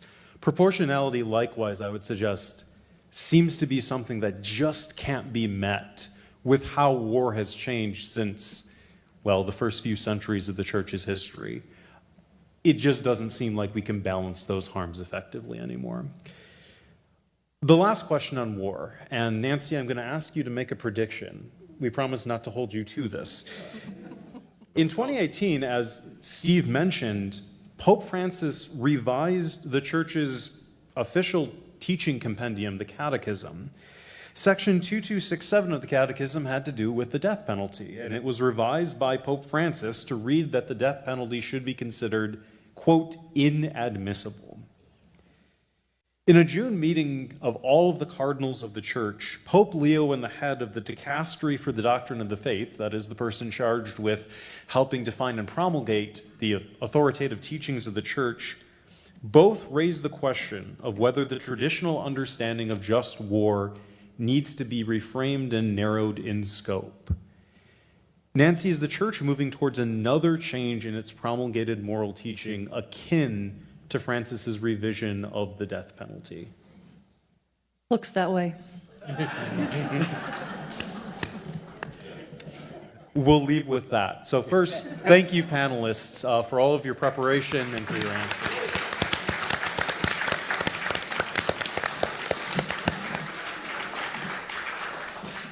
To conclude, returning to the images of the Tower of Babel and the rebuilding of Jerusalem by Nehemiah that Nancy raised at the very beginning of our talk, Leo contrasts what he calls a, quote, idolatry of profit that sacrifices the weak, unquote, and a, quote, uniformity that neutralizes differences, unquote, with, quote, responsible planning, the assessment of human and social impact, the inclusion of the most vulnerable, and guiding research and industry towards justice and peace, unquote.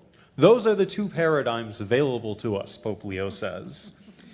The new things of our era must be directed at benefiting truly, holistically, completely all persons If this is accomplished, the wonders of our contemporary world can and should be used enthusiastically. If it's not, these same remarkable tools will continue our unfortunate legacy of depersonalizing other human persons. In the age of AI, Pope Leo reminds us that our limited humanity bears value which transcends price, productivity, and power. So to paraphrase the Gospel of Mark, what the Pope challenges us to do is remember that the tools of the digital age were made for man, not man for those tools. Thank you, everyone.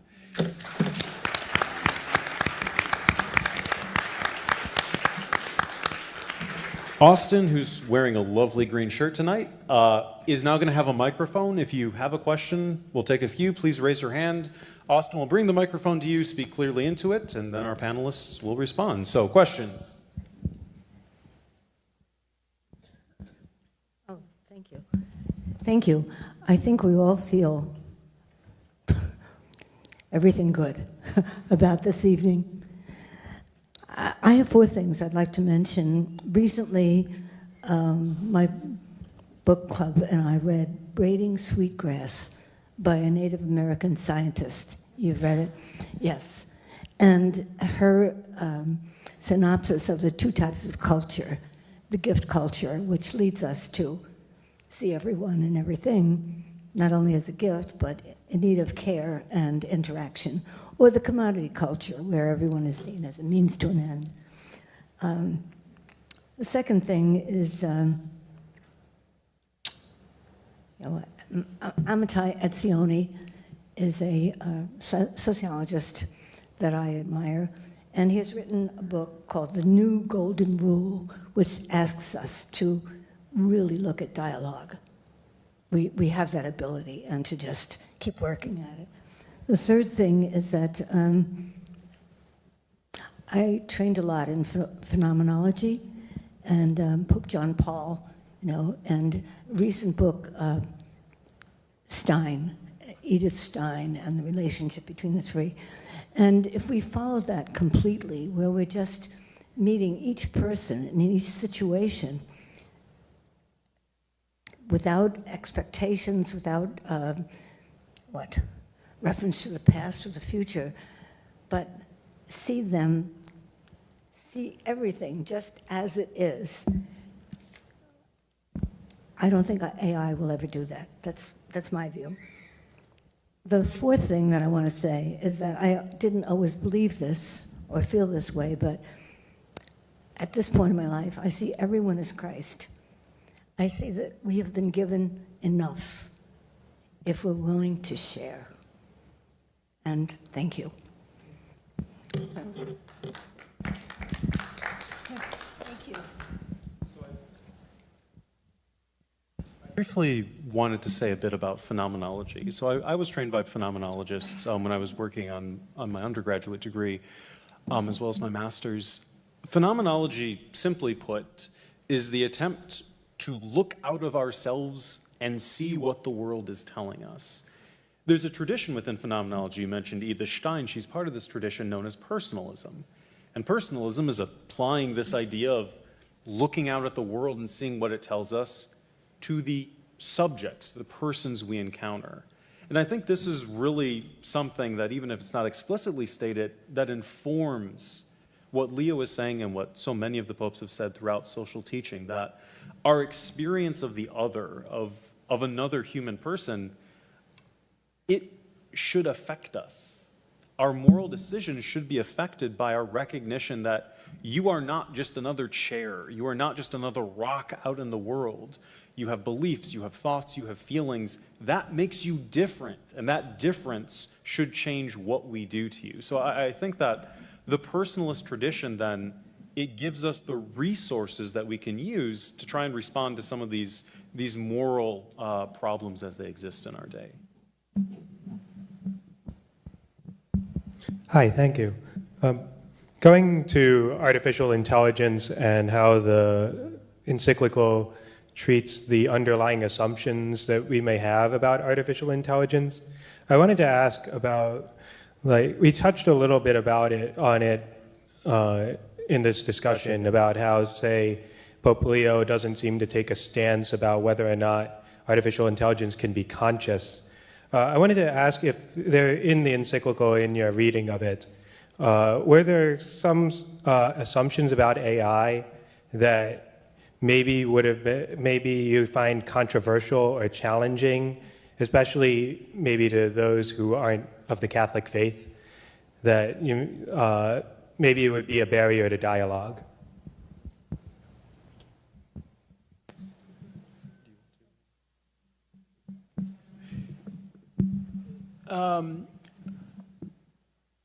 I'm not sure how to say this. So I don't think Leo goes far enough, actually, in what he says about artificial intelligence. I may differ from Steve a little bit on this. I will say, you know,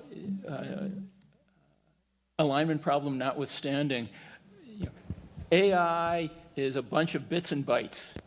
We can code in certain things. There's optimization routines written in there, and that's how it comes up with its answers. But there's no moral processing unit that ever gets written into an AI code.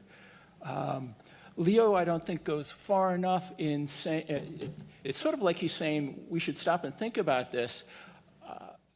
I would sort of urge that he should be jumping up and down, not just sort of standing athwart history and saying stop, but saying we have to do a better job. It's urgent that we do it. Going back to the comments earlier, that not unlike the time of the atomic age, we have to act now to do this.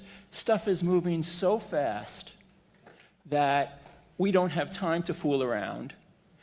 And the controlling powers on this aren't states the way it was in the atomic age, but it's these tech bros whose mantra is, if you'll excuse me, move fast and break shit.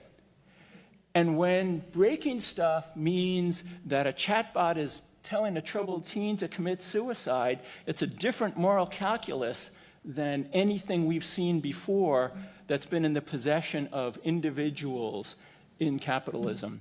So I think that Leo doesn't go far enough to say, you know, we have to act on this with all due effort immediately. Just a tidbit to add on to that. So since roughly the 1960s, more or less, these documents are addressed to all people of goodwill. So they have not been addressed to just bishops for a long time, or even just Catholics. They are addressed to all people of goodwill. And that's because they're on topics that affect all of us, whether or not we want them to. And so they tend to also be written in a way that is inviting rather than imposing a moral norm.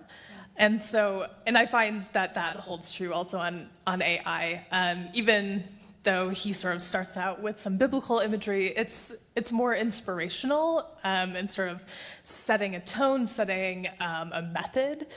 And a lot of the way that he talks about this is very reasoned and using Catholic social teaching principles for sure, but also in a way that would resonate with people of a lot of different faiths and backgrounds. We have time for one more question.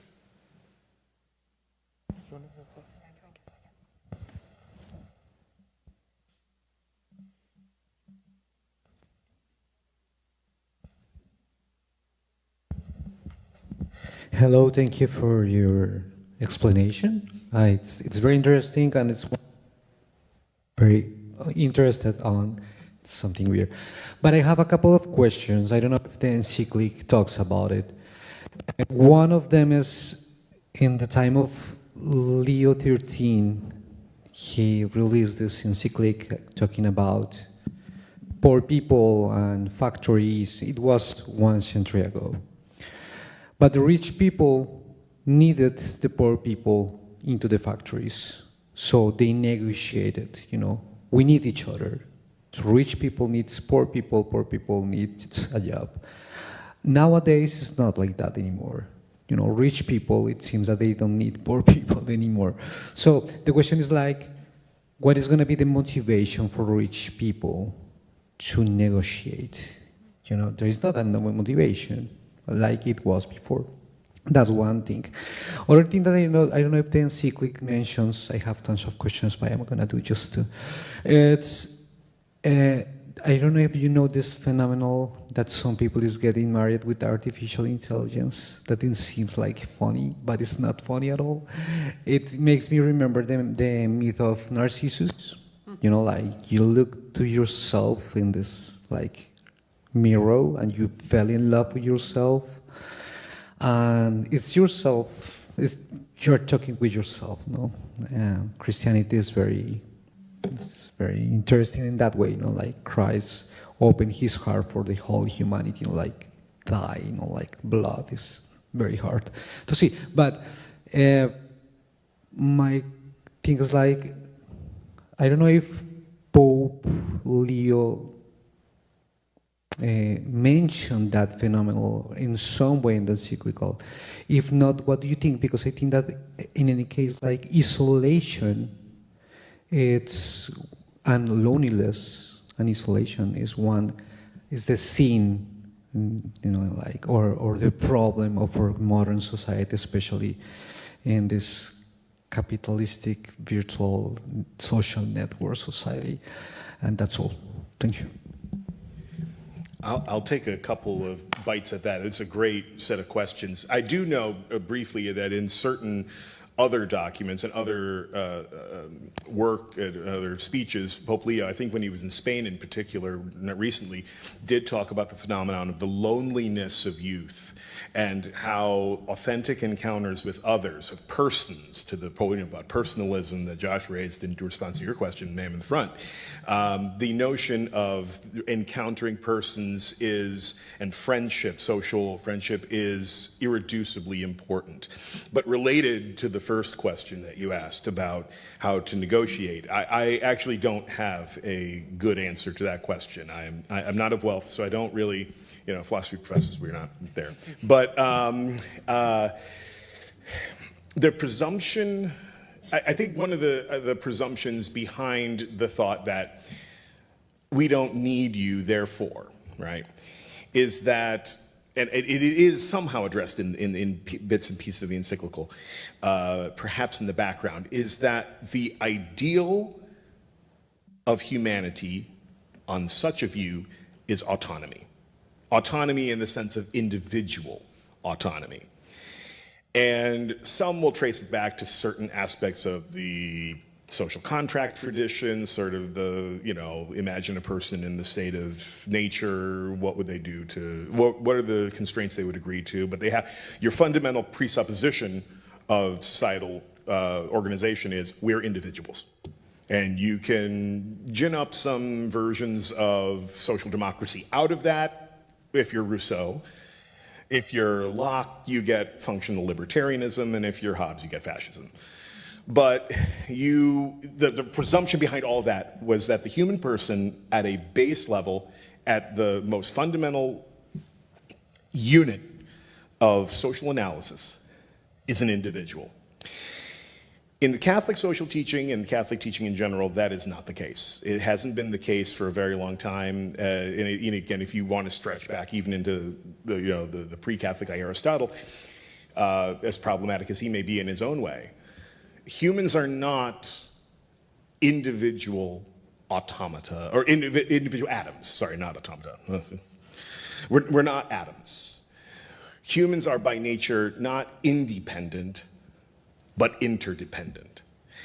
And so the rich person, as you say, who says, I am not dependent on anybody, that might be true in a very narrow sense of the term that perhaps has pervaded their entire thinking. They're just wrong. I don't know what it would take to convince them that they're wrong. That is the challenge. But there is a tradition, and it is within the Catholic tradition, that the individual human person is not to be considered as an atom, but rather interdependent. It's expressed beautifully even in the sub-Saharan African tradition of Ubuntu. I am because we are, right? That notion of I am because we are, I am a thread within a spider web, in a manner of speaking, and in ways that does not diminish your individuality. I mean, you are a one of one in a manner of speaking, but you're a one of one that came from a lot of others, that is tied to many others. It's a fundamental, some would say it's a fundamental cultural sort of principle or ideal or hegemony that needs to be inculcated. And I think to some of Taylor's points that capitalism might be fundamentally problematic for that. But there are resources and traditions, and yes, even within the Catholic tradition, that stress interdependence rather than independence. And where Pope Leo, I think, writes actually quite beautifully, is on recognizing limit and vulnerability and dependence as value. How to translate that to a tech bro, I've yet to figure that out. Anybody got a better idea, I would gladly take them. Just to add to that briefly, so Leo does recognize that not all of us have the same amount of power, and he is concerned about this. He talks about power more than probably any pope before him. But that doesn't mean that we don't have any power. And the answer to some people, some few people having so much power, needs to be thought of anew. In Rerum Novarum's time, the answer to that was unions. In our time, we might need to come up with something similar, but we do have some responsibility. If you were following any theologians on social media after this encyclical was released, you saw us all freaking out in the best way about one thing, and it was that Leo quotes the Lord of the Rings. And it's so good that I wrote it down just in case I needed it. And he quotes J.R.R. Tolkien saying, "It is not our part to master all the tides of the world, but to do what is in us for the succor of those years wherein we are set, uprooting the evil in the fields that we know, so that those who live after may have clean earth to till." So we can't do everything, but we can do something, and we must do something.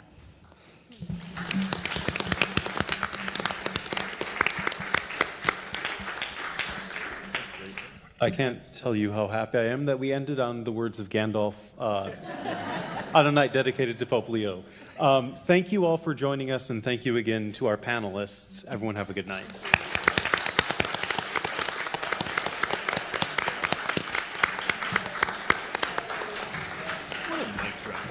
Well done. Thank you.